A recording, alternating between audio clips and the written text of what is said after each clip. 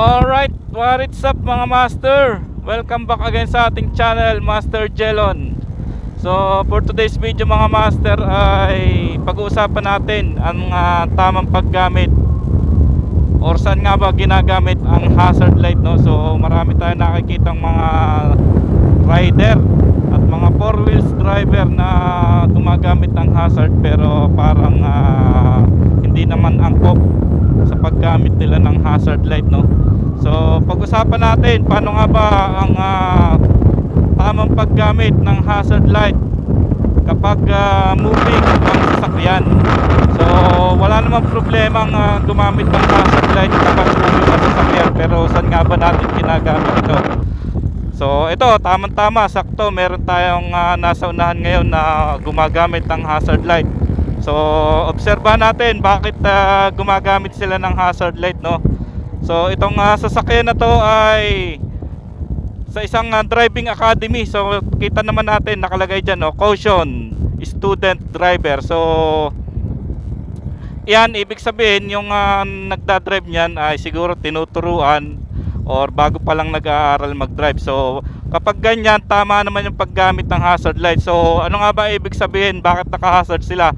Ibig sabihin yan, umiwas na kayo or bigyan ng caution yung sasakyan na yan, or wag kayong didikit basta-basta kasi student driver pa lang yung nagmamaneho nyan. So yan ang isang tamang paggamit. So kapag ganyan naka-hazard, pwede ka rin gumamit, pero iwasan yung magpakurbada sa mga nasa unahan yung sasakyan. So nagme-minor sila, no?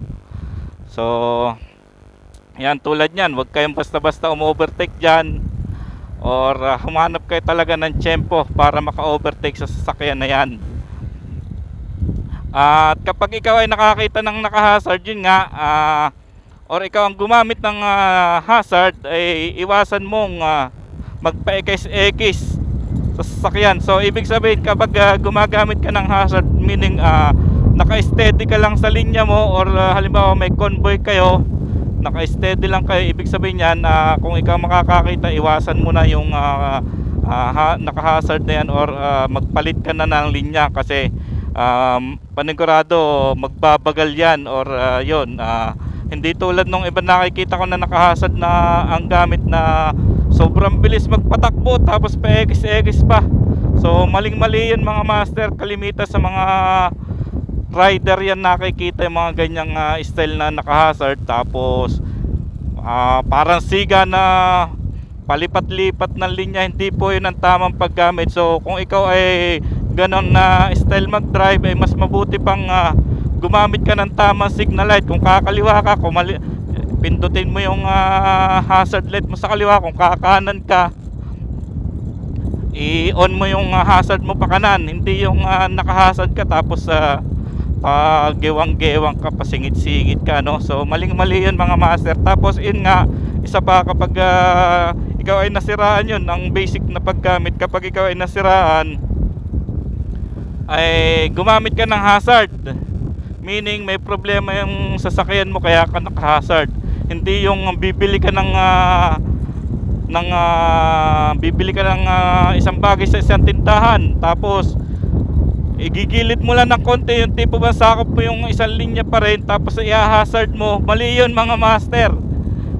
Kalimitan na yun yung isa sa pinaka nakikita ko na nagparking, yung pala may kukunin or papasok sa isang establishmento, tapos medyo magtatagal, naka-hazard siya, pero yung kanyang sasakyan nagiging bottleneck at nagsasanina ng traffic sa isang kalsada, no? So yun ang maling-mali na isa sa nakikita ko mga master. Yan, tulad nito, kumbaga ako nagbablog ako, no?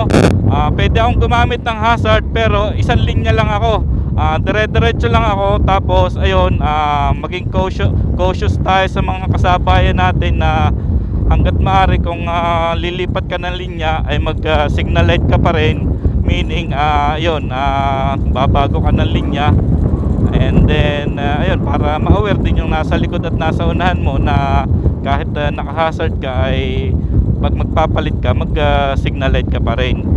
Kung magagamitin mo lang talaga yung hazard light kung hindi ka magpapalit-palit ng linya, meaning na slow down ka lang mag-drive, then aware ka rin sa mga kasabayan mo, maging cautious ka rin sa mga kasabayan mo, at ma-aware mo yung mga kasabayan mo. Sa endurance, marami tayo nakikitang gumagamit talaga ng hazard, at yun ang isang sa napapansin kong malaking kamalian ng mga nasali sa endurance o mga participant ng endurance, no, na lahat sila or kalimitan sa kanila ay halos naka-hazard kapag tumatakbo na.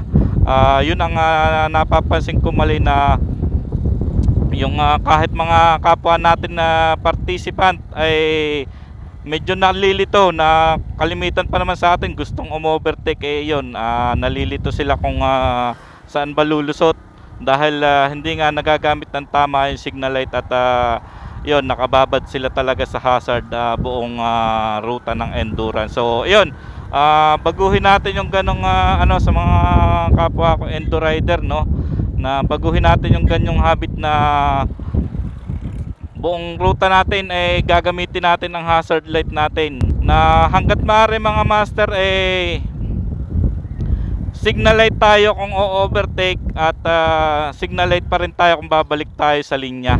Yun lang mga master, maiksing video lang to, at sana baguhin natin yung habit ng paggamit ng hazard ng mali, na although naka-hazard ka tapos ang bilis mo magpatakbo tapos pasingit-singit ka. Mali master, kung ganun ang habit mo, mas maganda pang gumamit ka ng tama signal light. Kung kakaliwa ka, pindutin mo yung hazard, at kung kakanan ka, pindutin mo yung hazard. Ganun lang mga master.